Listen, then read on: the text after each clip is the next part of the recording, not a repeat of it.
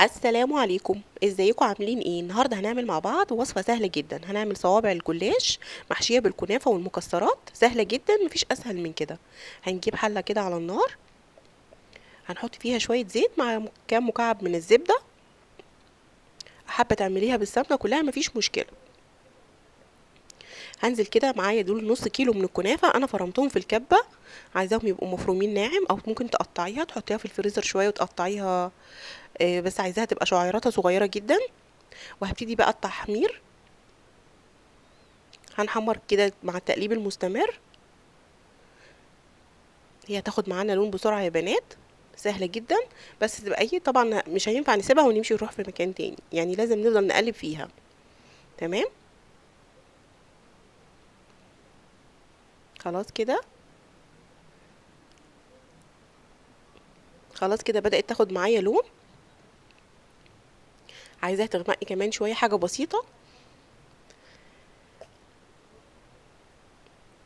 وصفة سهلة جدا وسريعة ومفيش، متاخدش وقت خالص. خلاص كده، هبتدي بقى اجيب عليها معلقتين من السكر، اللي هو البودر. هي كده خلاص بدأت تاخد معايا لون، يعني السكر مش هيكتل معايا او هيدي لون، يعني مش عشان ما يتحرقش معايا. بحطه في اخر حاجة، مجرد بس ان انا اديها كده ايه، يبقى السكر والسمنة يبقى ريحتهم فيها. بس كده يا بنات، خلاص هقلبها بقى، وهنروح بقى نسيبها تبرد شوية عشان نبتدي نشتغل فيها. تمام، خلاص كده طلعتها في طبق تاني عشان تبرد معايا وابتدي اشتغل فيها. احط معاها المكسرات ده، يعني كان شوية مكسرات فاضلين عندي، اي مكسرات انتي بتحبيها. تمام، هنقلبهم مع بعض كده،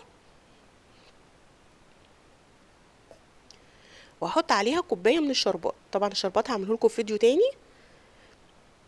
طبعا شربات الكنافه بيبقى تقيل شويه. كوبايتين سكر وكوبايه ميه وبنحط على النار، بعد كده ما بيغلوا بنعصر عليهم نص ليمونه. وبعد كده في الاخر خالص قبل ما نقفل عليه، بعد ما يغلي غلوتين كده، بحط رشه فانيليا وبقفل. بس كده. هحشي بقى بالكنافه. دي ورقه واحده بس، ممكن تعملي ورقتين. انا بقسم الورقه كده تلات ارباع، وبدهنها بالسمنه، وبعد كده بلف الرول. تمام، طريقتها سهله جدا. وبعدين هجيب الصينيه اللي هدخلها الفرن، هدهنها برضو بالزبده.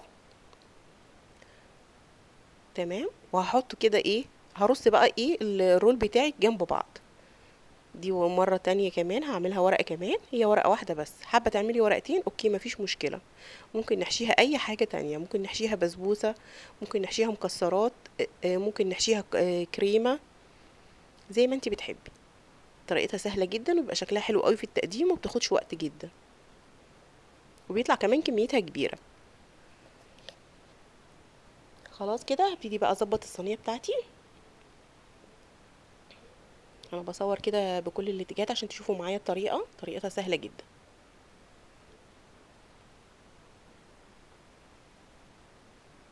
حابة تزودي حابة تقللي براحتك بقى، حابة زي ما انتي بتحبي. خلاص كده، هلف الرول معايا. حاول كده ايه، ما يبقاش مفكوك معايا، عشان ايه، يبقى الحشو بتاعي ما يقعش. طبعا انا حاطه فيه شربات عشان الحشو بتاعي يمسك وما يقعش. بس كده هرصهم في الصينيه، وهقطعهم بقى صوابع صغيره زي ما انتي بتحبي. بس كده، وهدهن الوش بتاعهم بالزبده، وهتدخليهم بقى ايه في الفرن، على الرف اللي في الوسط، على درجه حراره 180.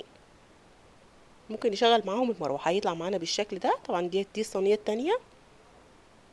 هسيبه يهدى شويه، وهنزل عليه بالشربات اللي هو برد برضو. بس كده يا بنات، وهسقيها. وهي دي الوصفه بتاعتي، يا رب تكون عجبتكم. وصفه سهله جدا وسريعه ومبتاخدش وقت خالص. شكرا جدا يا بنات، وعايزه اقول للناس اللي دخلت عندي جديده في القناه، انتم منورين. وشكرا جدا، والسلام عليكم ورحمه الله وبركاته.